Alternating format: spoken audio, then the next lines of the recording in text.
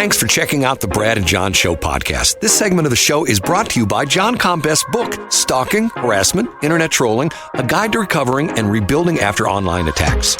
It's a great reference if you've ever been the unfortunate target of a social media attack.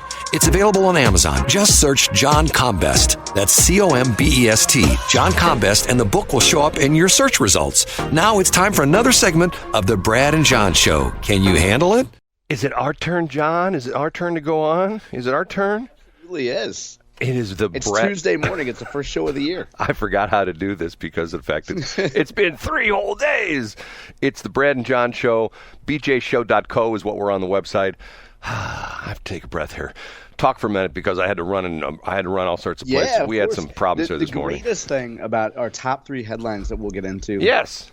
In a bit, the greatest thing about them, Brad, is that if you're ever feeling that you're experiencing a little bit of brain fog, you forget to press you press a wrong button, you forget something in the course of your daily household tasks, we have an explanation and is one of the top 3 headlines today. Really? It is.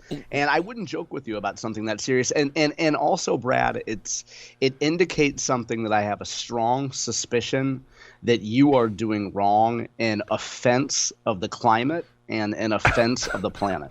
You're talking to the guy. Let me think. Over the past 3 days, I have crushed I have a whole system here. I have a bucket at the studio here. I have a 5-gallon paint one of these paint pails that I fill with the cans, and when the paint pail is filled, I take it outside, and I have my crusher outside. I do it outside because sometimes, there's a little bit of residue in the cans and it leaks over. You don't want to get – my house is immaculate. The studios here are immaculate, okay? Anyway, I did that over the weekend. I changed the oil in one of my cars. I did that last weekend, or actually the weekend before I went to Florida, and I went to the auto parts store and recycled the oil there. I feel like you're trying to atone for your carbon footprint, Brad. And you know what? In our mission to become the first carbon zero radio station in Missouri, I know that Egbert would be very proud of your activities here. So what did I screw up on? Or is that going to be in the top 3? It's in the top 3. Well, I don't know if you want me to reveal it. It's not. I'll give you a hint, though. It's not number 3, Brad. Okay, let me give you my official introduction. This is John Combest, yes. Combest, runs a website called johncombest.com every single day for the past, now we're into a new year. What is it, 23 years now or something like that? It's 22 and change. 22 and change. For 22 and change, every single day. You've never missed a day, correct? I don't miss days. Nope, not never at all. Missed a day. I was here for everyone on Christmas, on New Year's, and here on January 2nd. He updates his website with the top stories, and not just the top 3 stories. You've got tons of stories on there around the state that have anything to do with politics, policy, all sorts of crazy stuff, even sometimes some sort of funny stories. Here he is, John Combest, with the top 3. The number 3 story from our New Year's holiday weekend, involves a representative from our listening area, Representative Phil Cristofanilli. I know Phil. And Representative Cristofanilli has an earnings tax proposal whereby folks who live in either St. Charles County or Jefferson County, under Representative Cristofanilli's bill, they will no longer have to pay St. Louis City earnings tax.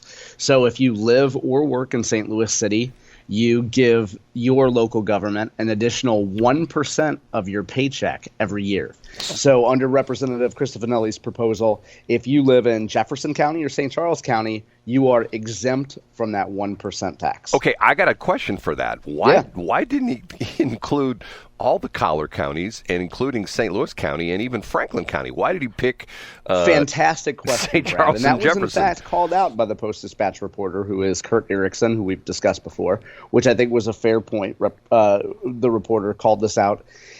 I think, and reading between the lines of Cristofanilli's comments, he suggests that there's going to be a number, he being Cristofanilli, pronouns pal, suggests that there will be a number of earnings tax legislation.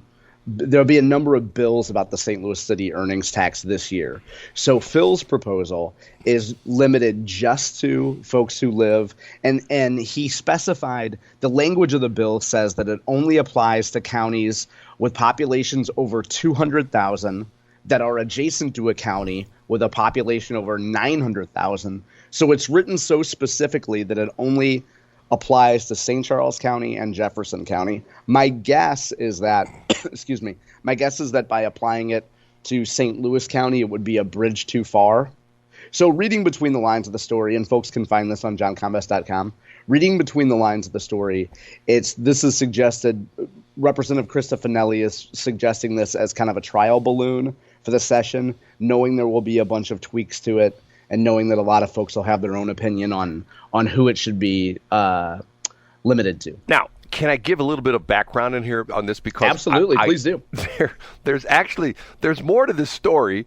I tell you what. Why don't you go ahead and finish the top three, and then I'll tell my crazy weird story about how this became an issue back in the 80s, and you probably don't even know this story. And I don't. I don't have any idea, actually. Right. Okay, we'll come back to that one then. The number 2 story was featured yesterday, as was the top headline on johncombest.com yesterday. And I'll read the headline to you, Brad. Plain and simple. Gas appliances raise health and climate risks. Should Missourians ditch them? So this is quite a compelling and dramatic story.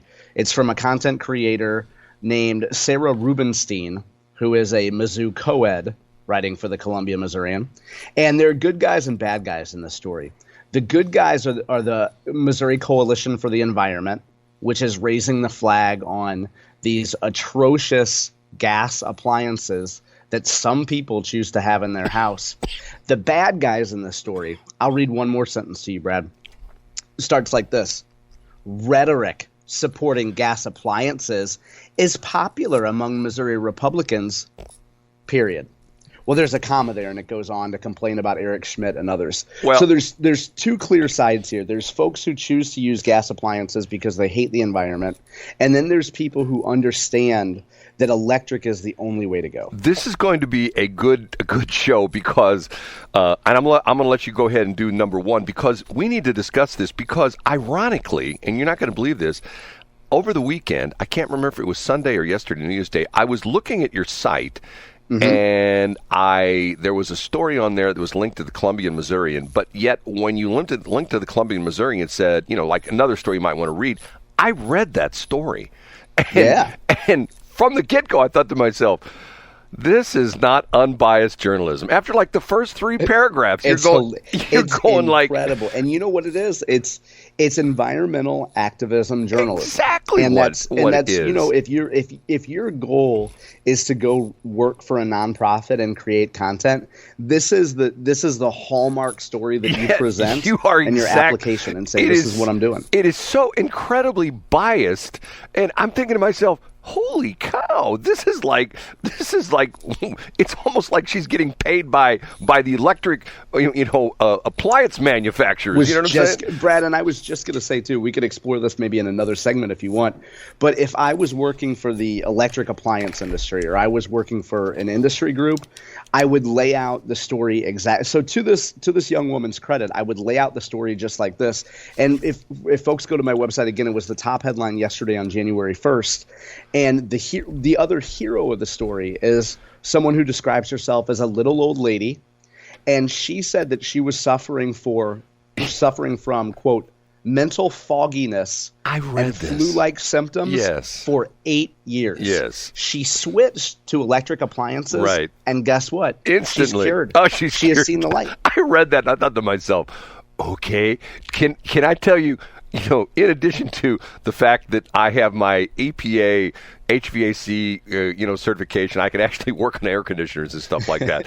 I wouldn't say I'm an electrician, but I know, I can do a lot of electrical work. I also do plumbing, okay? It's crazy as that may sound. I know exactly what happened with this. She had a bad flu. And that's what was causing it. Yes, because of the fact that it wasn't ventilated correctly.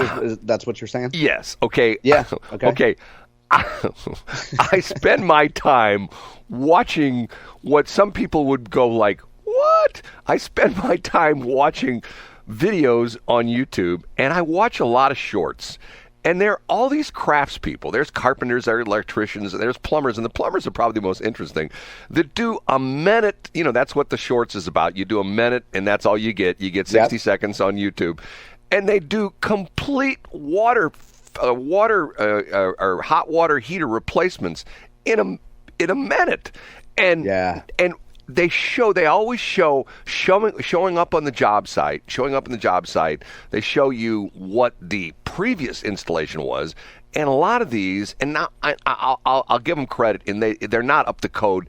Probably because the code has changed. That's like anything. Now, the code, happens. The code that they build houses 30, 40, 50 years ago is nothing like the code today. I mean, there's some things that are the same, but there's tons more in the code. And what happens is they don't properly vent these things, or somebody comes in the basement and whacks the thing, or over time, it deteriorates, or shifts, like the floor shifts, right, or something. And it emits carbon monoxide into the house. And most of the time, it's at a very low level. Well, it won't kill you, but it'll make you miserable. You know what I'm saying? Yeah, interesting. So anyway. But I don't know, Brad. I have a feeling that she was saved by the electrical appliance industry, and I don't know why you're so virulently opposed to this industry. What's number one? Boy, you got a good one today. What's number one? The number one story is an inspirational piece. Congressman Emanuel Cleaver, who represents the Kansas City area, was in St. Louis yesterday, and it was a celebration. It was the 161-year anniversary of the Emancipation Proclamation.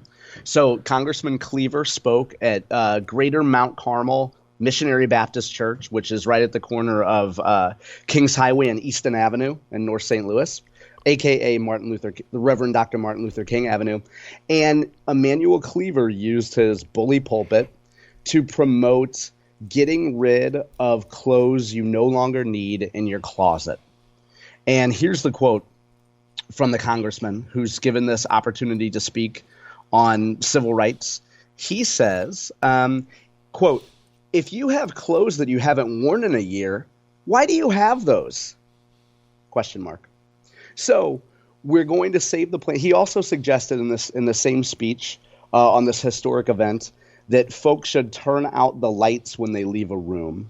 Okay. And I think this is pretty profound. And in an era when so many people are talking about healing racial wounds and racial reckonings, it's good to hear somebody talk about cleaning out your literal closets. And that's the number one story today. Okay, hold on a minute. So you have a great top three this morning. I do. Thank you. I don't write the news, Brad. I just report it. You're telling. I just linked to it. Just like Bob Richards. After I've told you the Bob Richards story, the meteorologist from Channel 5 who committed suicide. I was friends with him. And on the friend scale, not like best friends, but good friends, okay? Mm-hmm. And when people used to question his forecasts, he says, I'm not in, what did he say? He had a phrase, I'm not in production, I'm in, I can't remember what it was. Distribution. Yeah, probably distribution. Yeah, something like that. Okay, so Emanuel Cleaver is telling you that you can turn your life around by cleaning out your closet? It's profound, yeah. And his point is that we all need to work together to save the environment. If I was speaking at an emancipation, I'm not a congressman, Brad. If I was speaking at an Emancipation Proclamation celebration with, Reverend Earl Nance is there, who has obviously a great reputation for folks in the urban regions know. Now, I'd also point out, Brad, I'm going to be very ageist here, because I read the Egbert HR handbook, and I'm allowed to be ageist, at least when I make jokes about you, Brad. You found that handbook? I don't have no idea where it's at. Emanuel Cleaver is 79 years old. Yeah. And so he's probably at the age where folks who are around him on his staff, when he says, hey, I've been invited to this important event in St. Louis, I think I'm going to talk about throwing away old sweaters. His staff is probably at the point where somebody starts to bring up a point in a meeting, and then somebody else on staff is just like, no, just let him do it. If he wants to talk about sweaters and turning off the lights, let him do it. How is that environmental? If you throw them away, aren't you putting stuff in a landfill?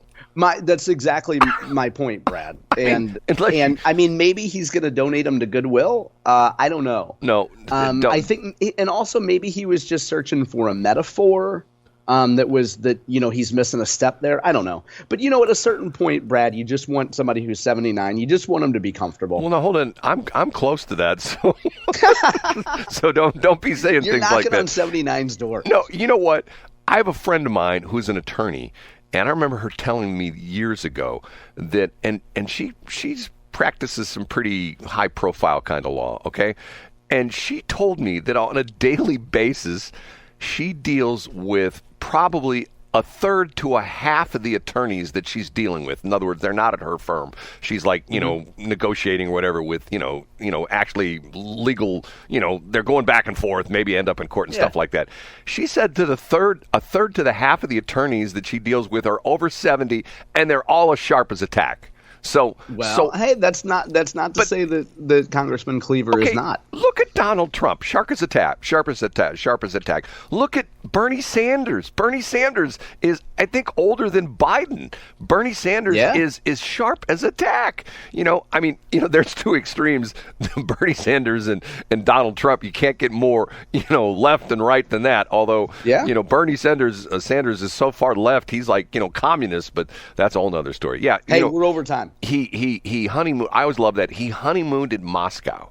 Now, I didn't know that. Yes, wow. That's a romantic yes, case. I mean, think about it. Hey, honey, let's get married, and I've got a beautiful honeymoon plan. We're going to go to Moscow. Who doesn't want to be amorous under Mikhail Gorbachev statue? The sun and fun capital of the world, Moscow. Yeah. Yes. Okay. We got a lot of stuff to talk about. We'll push to the next break. 7:22.